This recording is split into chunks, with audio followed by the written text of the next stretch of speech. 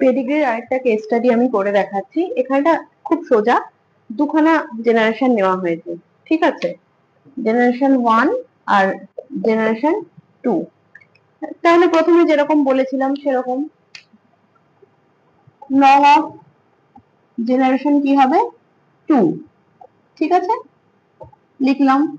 Second point আমি কি লিখবো, টোটাল নাম্বার অফ ইন্ডিভিজুয়াল 1 2 3 4 5 6 7 8 9 10 11 12 লিখে ফেলি। টোটাল নং অফ ইন্ডিভিজুয়াল থাকছে আমার 12, মিটে গেল। থার্ড পয়েন্ট আমি কি লিখবো, আচ্ছা এর মধ্যে ফিমেল কজন আছে, 1 2 3 4 5 6, তাহলে ফিমেল হচ্ছে আমার 6। ফোর্থ পয়েন্ট মেল 1 2 3 4 5 6, মেলও থাকছে 6 জন। আচ্ছা এর মধ্যে অ্যাফেক্টেড ইন্ডিভিজুয়াল কজন, অ্যাফেক্টেড ইন্ডিভিজুয়াল হচ্ছে টোটাল, এটার মধ্যে আমি দেখছি জেনারেশন 1 আর জেনারেশন 2 মিলে 1 2 3 4 5 6 7 8, তাহলে অ্যাফেক্টেড ইন্ডিভিজুয়াল 8 হলো। তাহলে আনএফেক্টেড কজন, সোজা আনএফেক্টেড ইন্ডিভিজুয়াল তাহলে হচ্ছে 4 জন, 1 2 3 4 জন থাকছে। এবার কি করব, আমাকে কনক্লুশনে পৌঁছাতে হবে। আচ্ছা কনক্লুশনে পৌঁছানোর জন্য আমি আগেই বলে দিয়েছি কি দেখতে হয়, সেটা অটোজোমাল দেখবো না সেক্স লিঙ্ক, সেগুলো দেখতে হবে।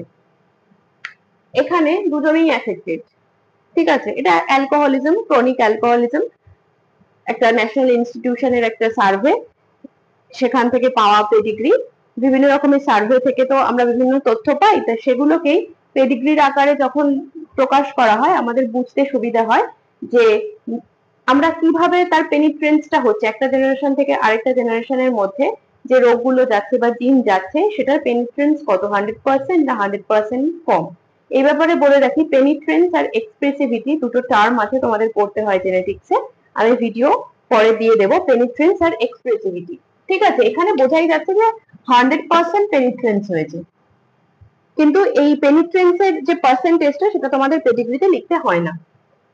আচ্ছা এও এফেক্টেড, এও এফেক্টেড, বাবা মা দুজনেই এফেক্টেড। এখান থেকে আমি যখন দেখছি এই মেয়েটি এফেক্টেড, এই মেয়েটিও এফেক্টেড, কারণ একটা এক্স সে মায়ের থেকে পেয়েছে, আরেকটা এক্স বাবার থেকে পেয়েছে, হলো।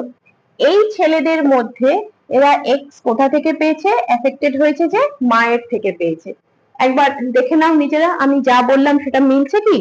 আচ্ছা এবার এটা কি হচ্ছে, এখানে আনএফেক্টেড 3টে মেয়ে রয়েছে, মানে এখানে দুটো এক্স ক্রোমোসোমের মধ্যে একটা এক্স ক্রোমোসোম এসছে, আর এখান থেকে একটা এক্স ক্রোমোসোম এসছে। এই ছেলেটির ক্ষেত্রেও আনএফেক্টেড এক্স ক্রোমোসোমটা এসছে, বাবার থেকে ওয়াই ক্রোমোসোমটা এসছে, হলো।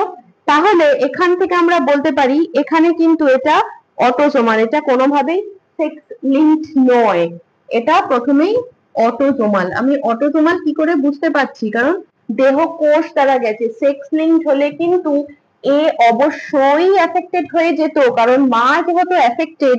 ঠিক আগের যে ভিডিও তোমরা দেখেছো সেই ভিডিও যদি কেউ স্কিপ করে যাও আরেকবার দেখে নিও, সেক্স লিঙ্কড হলে কি হতো, মায়ের যখন হয়েছে তাহলে সেই এফেক্টেড এক্স ক্রোমোসোমটা তার পুত্র সন্তানের মধ্যে যেত, অটোসোমাল বলেই কিন্তু যায়নি। দেখো এই আনএফেক্টেড রয়ে গেছে, তাহলে অটোসোমাল আমি একটা পয়েন্ট পেয়ে গেছি কনক্লুশনে।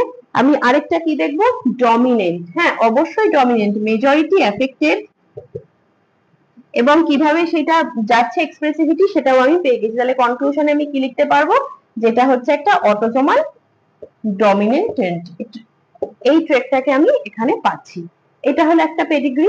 আচ্ছা তারপরে আরেকটা দেখাচ্ছি, দেখো এখানে আরেকটা পেডিগ্রি অ্যানালিসিস করেছি। এই পেডিগ্রি অ্যানালিসিসটাতে কটা জেনারেশন আছে, একটা দুটো এবং 3টে জেনারেশন আছে, ঠিক আছে। আচ্ছা এখান থেকে আমি টোটাল নাম্বার অফ ইন্ডিভিজুয়াল নিয়ে নিয়েছি, টোটাল নাম্বার অফ ইন্ডিভিজুয়ালের মধ্যে মেল কটা থাকছে ফিমেল কটা থাকছে সেটা দেখে নিচ্ছি, তারপরে এফেক্টেড মেল কটা থাকছে সেটা দেখবো, এবং এফেক্টেড ফিমেল কটা থাকছে সেটা দেখবো, এবং তারপরে আমরা কনক্লুশনে আসবো। এই যে পেডিগ্রিতে এটা কি আছে, ডমিনেন্ট এক্স লিঙ্কড আছে, ঠিক আছে।